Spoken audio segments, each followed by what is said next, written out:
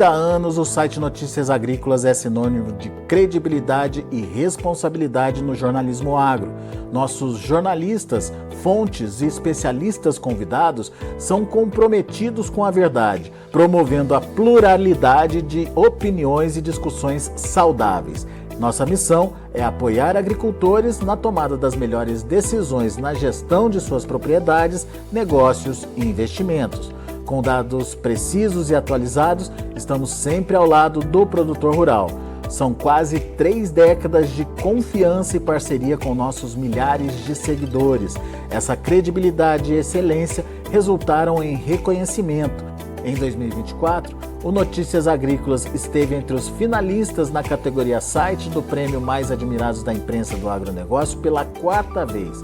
Também participamos como finalista nas categorias Canal de Vídeo, YouTube, Instagram, Podcast, com o podcast Café em Prosa e além dos jornalistas Carla Mendes, Alexander Horta e Jonatas Simeão. Um testemunho do nosso compromisso contínuo com a qualidade e a relevância das informações que fornecemos. Notícias Agrícolas, informação agro-relevante e conectada.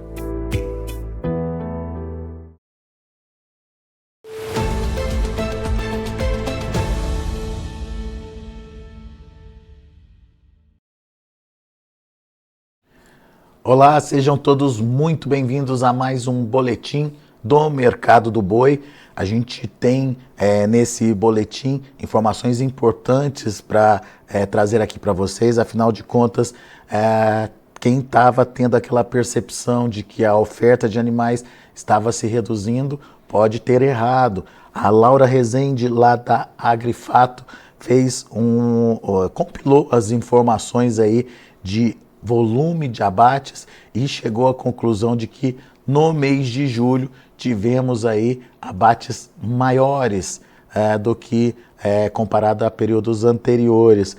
Isso, na prática, significa que a oferta continua firme, forte, pujante e o que tem justificado talvez essa firmeza do mercado é a demanda. A gente vai entender melhor tudo isso conversando agora com a Laura Rezende, lá da Agrifato. Está aqui a Laura com a gente. Seja bem-vinda, viu, Laura? Obrigado por trazer para a gente essa nova percepção, porque até então estava todo mundo muito focado na redução de oferta.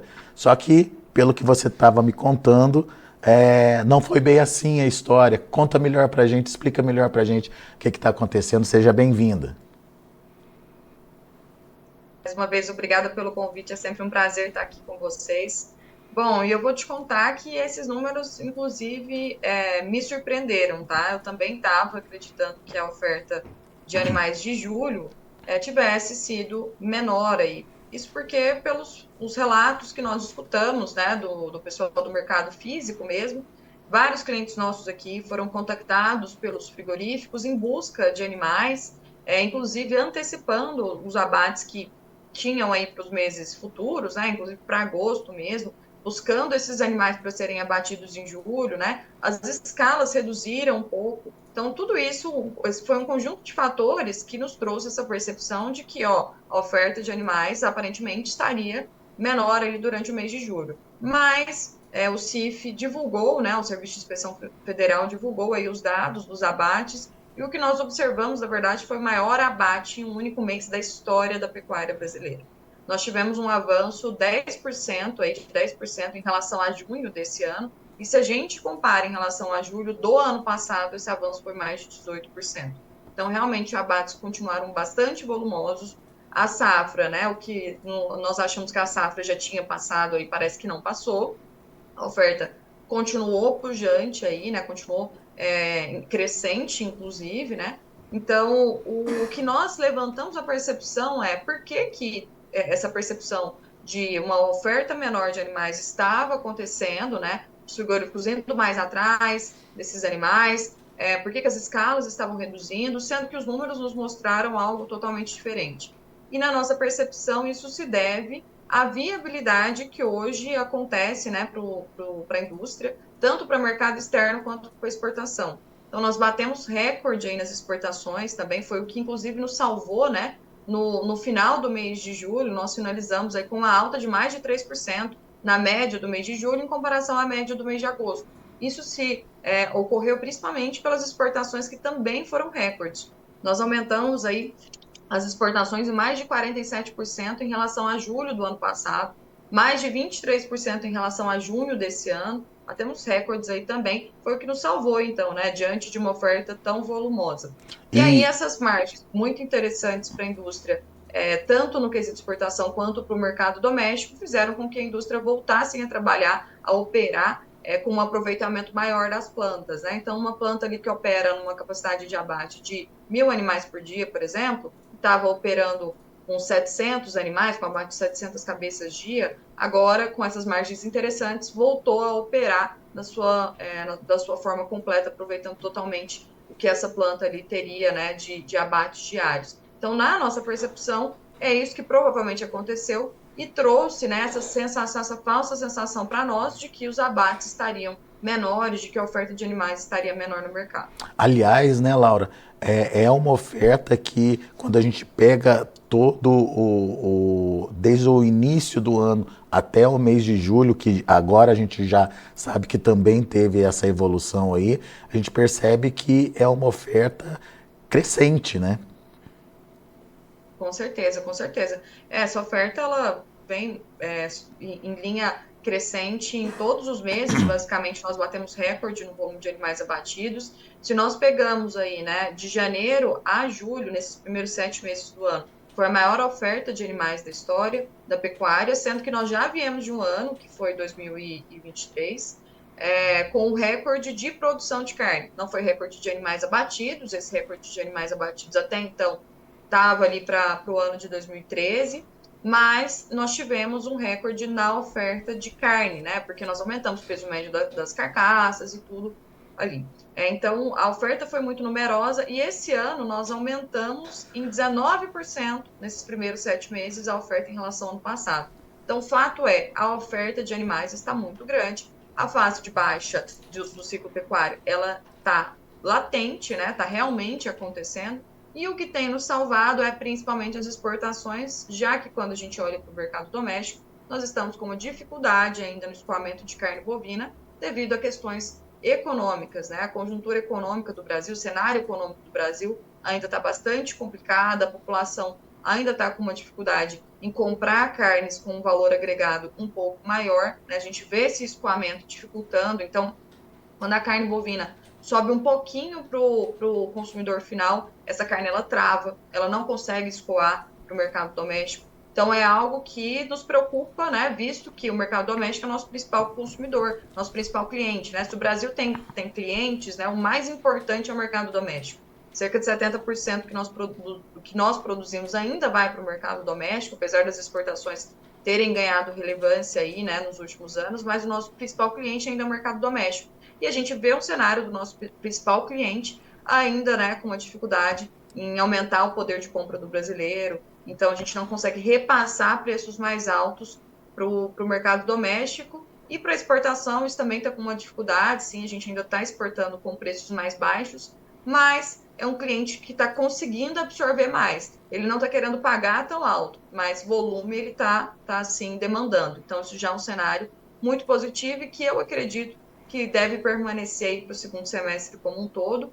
É o que o histórico nos diz, né? Geralmente, o que acontece é um segundo semestre com as exportações melhores do que foram aí no primeiro semestre. A gente vê esse aumento das exportações ocorrerem, né? Por um conjunto de fatores, as comemorações de final do ano, a gente vê aí no mundo como um todo, né? Chega ali Natal, Ano Novo, isso aumenta a demanda de mercado da população no geral. Além disso, nós temos a Golden Week aí na primeira semana de outubro, que é basicamente uma semana, né, de festividades lá na China, um dos principais feriados na China, que é o nosso principal consumidor no quesito exportação, nosso principal cliente no quesito exportação. Então, a China tem uma forma de consumo de carne bovina muito em food service, né, que é quando o pessoal sai para fora de casa para consumir essa carne, então seria em lanchonetes, restaurantes, né, bares. Então o pessoal tem que se movimentar e quando a gente tem esses feriados, que tem, né, esse momento de lazer ali, isso acaba estimulando o consumo de carne bovina.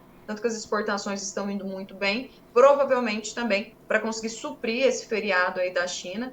Não só isso, a gente teve também exportações muito significativas, batendo recorde, inclusive, para as Filipinas e para o México. Foram dois países que acho que merecem destaque aí nessas exportações, né?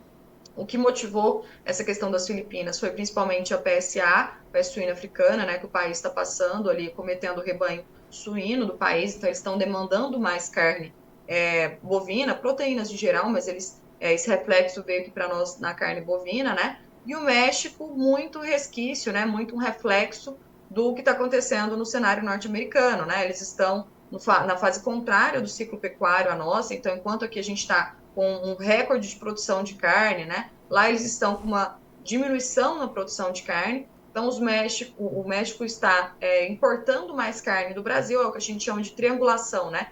Eles exportam a proteína deles para os Estados Unidos, em que eles têm um acordo ali que facilita, né, essa troca comercial ali no quesito tributação. Então, a carne mexicana vai para os Estados Unidos. Além disso, a gente está exportando bastante para os Estados Unidos também, foi o nosso segundo melhor parceiro e maior parceiro comercial no mês passado. Então, acho que no quesito exportação é algumas coisas alguns pontos que merecem destaque aí, né? E que continua a tendência assim continuar bem interessante para a gente no segundo semestre, que eu acredito que vai ser o grande salvador da pátria aí para essa oferta abundante que nós estamos vendo nesse ano como um todo. Laura, então a gente já tem um cenário consolidado nesse primeiro semestre, contando inclusive aí o mês de julho já, em termos de oferta abundante, mas demanda absorvendo aí essa oferta, mantendo inclusive preços equilibrados aqui no Brasil. Vamos fazer um exercício, imaginar quais são os cenários pertinentes aí para o segundo semestre, principalmente a partir de agora, de agosto, final de agosto, começo de setembro, enfim, o que pode acontecer. Essa oferta que a gente viu sendo gerada e crescente ao longo do ano, ela tende a continuar? Qual é a sinalização que vem para vocês, primeiro da oferta, depois a gente fala um pouquinho da expectativa de demanda também.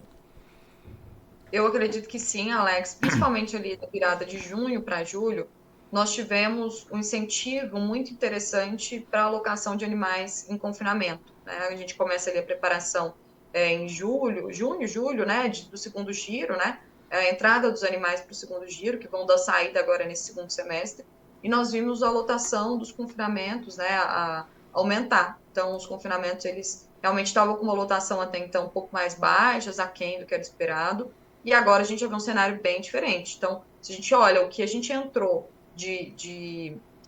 ao final, o que a gente tinha ali no final de junho de ocupação, de lotação dos confinamentos, e o que a gente tem hoje é um cenário bem diferente. Hoje os confinamentos estão cheios, a margem estava interessante. Até tem um indicador aqui que a gente calcula, né? A gente chama de rentabilidade do confinamento em São Paulo. Nós pegamos os indicadores oficiais de custo de diária, de preço de boi magro, e nós fazemos esse cálculo, né, para ver se, perante esses indicadores oficiais, e isso seria uma rentabilidade mais direcionada para um boitel, tá? Para um confinamento prestador de serviço. E essa rentabilidade, ali no final de junho e julho, ela atingiu 5%. É considerado uma rentabilidade muito interessante. Hoje, para vocês terem uma ideia, essa rentabilidade está na casa de 1,5%.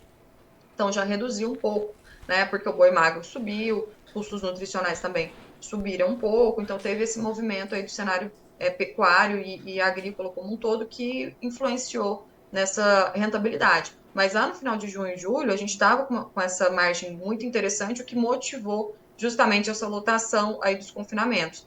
E aí, se a gente faz o cálculo, né? Vamos pensar, final de junho e início de julho, ali 3 meses adiante, daria justamente final de setembro, ali em outubro, que eu acredito que nós vamos ter essa oferta bem volumosa também, principalmente se comparado ao que a gente tinha no ano passado. Talvez não batam recorde novamente, como nós tivemos aqui em julho, né, de abates, mas é um cenário de grande oferta aí para esse segundo semestre como um todo. Então, não acredito que eu acredito em preços melhores para o final do ano, tá? Mas não acredito que o grande motivador para nós vermos preços melhores vai ser a diminuição da oferta, mas sim a demanda melhor, a demanda mais equilibrada e conseguindo absorver esse excedente produtivo que nós estamos enviando aí para o mercado. Pois é. Mais do que nunca, então a gente vai para o segundo semestre dependente aí da demanda. Agora, tem sinais, Laura, de demanda crescente? Historicamente, sim, a gente tem, principalmente o último trimestre, muito puxado pela demanda de exportação, a China comprando para o Ano Novo Lunar, a própria festa de final de ano, como você citou aqui no Brasil, tem essa demanda sendo preparada, enfim. Vamos repetir essa demanda a ponto de garantir esse equilíbrio entre oferta e demanda e manutenção de um preço ainda positivo para a arroba do boi gordo? Alex, as expectativas são boas, viu? A gente acredita sim que as exportações vão conseguir absorver. É difícil falar que tudo, né? Mas grande parte, a ponto de nós termos equilíbrio de preços e preços, inclusive, em alta para o final do ano. Tem rumores já no mercado de que a China esteja nos menores estoques de carne bovina dos últimos 2 anos. A China realmente apresentou algumas movimentações nos últimos dias aí, nas últimas semanas, um pouco diferentes no quesito demanda mesmo, né? Eles já estão, inclusive, negociando ali embarques para outubro a preços maiores. Hoje a gente está com uma média da carne bovina exportada a 4.400, 4.450 dólares por tonelada. E eles já estão fazendo negócio para outubro a 4.600. Então, isso é um indicativo de que eles estão aceitando pagar mais, estão, inclusive, demandando mais, que realmente fundamenta, né, essa especulação que se tem no mercado dos estoques chineses menores. Então, isso é um ponto que beneficiaria muito o Brasil, né? Hoje o Brasil é um dos principais parceiros comerciais aí da China, principalmente no quesito carne bovina. O principal importado, a China, o principal país que a China importa carne bovina é o Brasil. Então, com certeza, se os estoques estão menores, nós ganharíamos aí nesse ponto. A tendência dos Estados Unidos ainda continuar numa produção menor, então a gente continua num cenário bastante favorável no quesito de exportação. A gente falou dos feriados aí, né, que nós temos também. Então, acredito que nas exportações nós vamos ter um cenário bastante interessante, sim, capaz de absorver, mas é um cenário delicado, né? Imaginem se acontece algum dos percalços que a gente já passou aí em relação a doenças, né, que surgiram aí. Então, é um cenário em que a gente está bastante dependente das exportações, pelo menos até outubro, é o que eu vejo, tá? E depois, a hora que a gente entra, principalmente para um novembro, um dezembro, começa a demanda maior do mercado doméstico para final de ano. Então, isso acaba ficando um pouco mais equilibrado. O mercado doméstico consegue absorver um pouco mais de carne. E a gente tem também as eleições ali em outubro, né? O primeiro turno, se eu não me engano, dia 6 de outubro. Então, isso favorece também para que ocorra uma movimentação maior na economia e um estímulo ao consumo de carne bovina, né? Os churrascos ali, tudo que a gente sabe que acontece ainda hoje na política. Então, isso acaba estimulando também o consumo de carne. Então, acho que a demanda vai estar equilibrada, principalmente por quesito de exportação, mas, mais uma vez, acho que é um mercado de risco, né? Uma fase de baixa de ciclo normal, um ano de fase de baixa de ciclo normal, né, que a gente costuma ver realmente com grande produção de carne. Então, acredito em preços melhores. Estou esperando ainda esses 255 que a gente já comentou aqui algumas vezes para o final do ano, né, olhando um novembro, ali início de dezembro. Ainda tem esperanças de que, de fato, ele possa acontecer. Eu acredito que tenha potencial para isso acontecer de fato. Mas, como eu falei, produção volumosa e muita dependência das exportações aí. Então, a gente tem que ficar sempre atento aqui no radar para qualquer mudança em relação a esse cenário. Rezar para que não tenha nenhum espirro na China, que não tenha nenhum problema no Brasil com relação à sanidade do rebanho, enfim, nada apareça aí na frente que possa, pelo menos aí, modificar esse cenário. Aparentemente, sim, temos mais oferta, mas aparentemente também temos a possibilidade de mais demanda, equilibrando essa relação entre oferta e demanda e, como a própria Laura disse, podendo até potencializar aí as cotações para o final do ano. Não dá para esperar explosão de preços, mas a Laura falou aí dos 255, que é um número que ela já vem batendo já aqui com a gente para o final do ano já há algum tempo. E 255 é uma correção até importante em relação ao valor atual que a gente está vendo no mercado. Hoje em São Paulo, na casa dos 235, né, Laura? Continua assim, né? Isso, a média, né, seria isso sim. Um boi China, a gente fala no 238, 240 no estado de São Paulo, boi comum a 230, então uma média a 235. Esse 255 que eu acredito aí para o final do ano seria mais num boi China, tá? Então, um boi China a 255, um boi comum a 245, nessa casa ali. Muito bem. Portanto, ainda existe luz no final do túnel, não é um trem vindo em nossa direção. Isso é importante e principalmente para o pecuarista que está nos ouvindo agora e principalmente aquele pecuarista que confinou acreditando em preços melhores para o final do ano, esse cenário é muito pertinente e muito possível, certo, Laura? Exatamente. Temos Muito, esperança, né? E é sempre bom ponderar também que, apesar do momento difícil, né, que a gente está vivendo já há alguns anos, inclusive, a pecuária do futuro ela é plantada todos os dias, né? E a gente está vendo uma pecuária absorvendo muito grande, uma parcela muito grande da nossa produção. Então, todo dia que passa que eu vejo aí esses abates bem volumosos, eu falo, ó, já tá a alta do boi, ela já está escrita, né? Só falta chegar, mas que ela vai acontecer. Então, é importante entender que a pecuária realmente é uma atividade de longo prazo, né? Tudo que está sendo esse momento difícil hoje vai nos trazer os momentos melhores ali no futuro. olha aqui o que o José Ricardo de Luca coloca para a nossa discussão aqui. Quanto mais você mata o boi pronto, mais você precisa de reposição. Então deve faltar bezerro no futuro. E acrescento a esse comentário do Zé Ricardo que a gente matou as mães desses bezerros aí ao longo desses últimos 2 anos. Ou seja, essa oferta de bezerros vai diminuir mesmo já a partir do próximo ano. Laura, como é que vocês avaliam aí na Agrifato a questão da bezerrada? Eu acredito que já está diminuindo, tá? A gente, inclusive, já vê preços do bezerro bem estáveis. O boi cai e o bezerro está firme. Isso é um indicativo muito grande para a gente. Então, o primeiro ponto, acredito que é esse, né? O primeiro sinal de falta de bezerro não cai mais. Isso aí a gente já está vendo. E preços, inclusive, em alta. Olhando o que a gente já teve de bezerro, a gente já teve uma valorização aí no mercado. Então, a falta de bezerros, ela já vem ocorrendo. A gente sabe que não é um movimento que acontece num piscar de olhos, né? Não é de uma hora para outra. Isso já vem sendo desenhado. Para mim, a falta de bezerros ela já está começando a acontecer e a gente vai sentir ela ainda mais a partir do ano que vem. Muito bem. Zé Mendes aqui participando com a gente também. Boa tarde para você, Zé Mendes. Obrigado pela participação e pela audiência.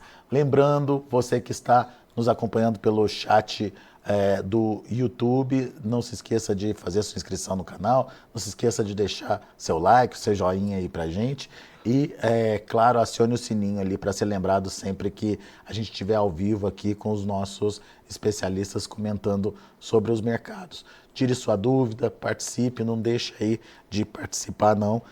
Afinal de contas, é um ano que exige estratégia, um ano que exige atenção e toda dúvida que puder ser sanada aí vai ser importante. A minha amiga Laura Rezende, muito obrigado mais uma vez, Laura, por você estar aqui com a gente e sempre trazendo um viés novo para análise, uma possibilidade nova de cenário aí para a pecuária. E essa questão da oferta é muito importante de ser analisada, porque, como você mesmo falou, você imaginava ou chegou a imaginar que pudesse ser uma redução de oferta. E quando a gente pega os números, coloca os números no papel, a gente vê que não, a oferta continuou forte, mas ainda bem que tivemos demanda suficiente para enxugar essa oferta aí e manter preços do boi gordo em patamares pelo menos interessantes para o pecuarista, né, Laura? Dá para dizer que hoje temos um preço equilibrado e que, apesar de não ser o ideal, atende às necessidades do setor como um todo, Laura? Acredito que sim, Alex. É claro que as margens da pecuária estão apertadas ainda, né?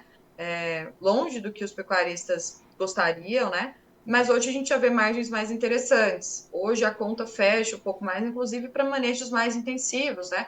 Como o manejo de confinamento, aí, tanto que estimulou bastante a alocação de animais do coxo principalmente ali no mês passado. Hoje as margens apertaram um pouquinho, com o boi magro encarecendo, né? Justamente devido a essa procura bastante intensa no mês de julho que nós tivemos. Então, o boi magro subiu um pouquinho de preço, acompanhando também essa valorização do boi gordo. A gente teve uma movimentação no setor agrícola, né? Como nós já comentamos. Mas hoje eu vejo, sim, que as engrenagens da pecuária como um todo estão rodando um pouco mais. As margens para os frigoríficos, né, para as indústrias, estão bastante interessantes. Quando a gente olha tanto para o mercado doméstico quanto para as exportações, né, estão fazendo sentido, né, tanto que as plantas aumentaram, essa capacidade de abate, tudo ali. Então, hoje a pecuária está rodando um pouco melhor. A grande questão que eu vejo hoje, né, no setor não só pecuário, mas agrícola também, é a questão das dívidas, né, aquele produtor que pegou ali um financiamento do banco com uma arroba 300, 340 reais e agora está tendo que pagar esse mesmo valor financeiro com uma arroba de 230, 240. Então, isso acaba complicando um pouco, né, o cenário pecuário. Eu vejo que hoje é uma das principais dores, né, dos produtores rurais aí. E agora, é como você falou, né, não tem, o mercado a gente não consegue dominar ele. O que a gente consegue é entendê-lo e criar as melhores estratégias diante disso. A gente está aqui para auxiliar vocês nisso também, contem com a gente. Boa, Laura. Como é que o pessoal encontra a Agrifato e a Laura Rezende nas redes sociais, enfim, na internet, Laura? O meu pessoal é Laura Rezende, com Z, né? Bem facinho. Consegui essa proeza de ter o primeiro Laura Rezende do Instagram, inclusive. E eu posto bastante coisa lá também sobre o mercado, então nos acompanhem lá. E o da Agrifato é @agrifato com dois T's no final. Então nos sigam lá, a gente sempre tá postando informações, vídeos semanais para auxiliar vocês aí nessa tomada de decisão. Sempre usando aí o que está na identificação ali, a Laura Rezende com Z e a Agrifato com 2 T's. Isso te ajuda a encontrar o pessoal nas redes sociais. Muito bem, Laura, obrigado mais uma vez, volte sempre, é sempre bom te ouvir. Obrigadão, Alex, é sempre um prazer estar aqui com vocês. Um abraço a todos. Até a próxima. Tá aí Laura Rezende, Agrifato, aqui com a gente, trazendo esse novo questionamento, essa nova percepção aí do mercado. Não estamos diante, portanto, aí de uma redução de oferta, mas sim de uma demanda mais equilibrada que tem ajudado a enxugar essa oferta recorde que vem se desenhando ao longo de todo esse ano de 2024, desde lá de janeiro até agora a conclusão do mês de julho, trazendo aí um abate 10% maior do que do mês anterior e 18% maior do que quando a gente compara com julho do ano passado. Portanto, um volume de animais sendo ofertados muito maior aí, que poderia implicar numa redução de preços. No entanto, a demanda absorvendo essa oferta tem justificado preços equilibrados. Talvez por isso a gente não esteja vendo preços subindo muito, mas, enfim, temos aí preços que remuneram, como diz a Laura, margem pequena, apertada, mas pelo menos positiva aí, obviamente variando de pecuarista para pecuarista. Deixa eu mostrar para vocês como estão as negociações lá na B3, Mercado Futuro nesse momento, que trabalha com agosto a R$ 237,00, com uma pequena alta de 0,06%, setembro R$ 239,15, subindo 0,23%, e outubro também subindo 0,6% a R$ 242,55. Indicador CPEA fechou o dia de ontem a R$ 234,75, com uma alta de 0,56%. São os números do mercado do boi gordo. A gente vai ficando por aqui. Agradeço a sua atenção e a sua audiência. Notícias agrícolas, informação agro relevante e conectada.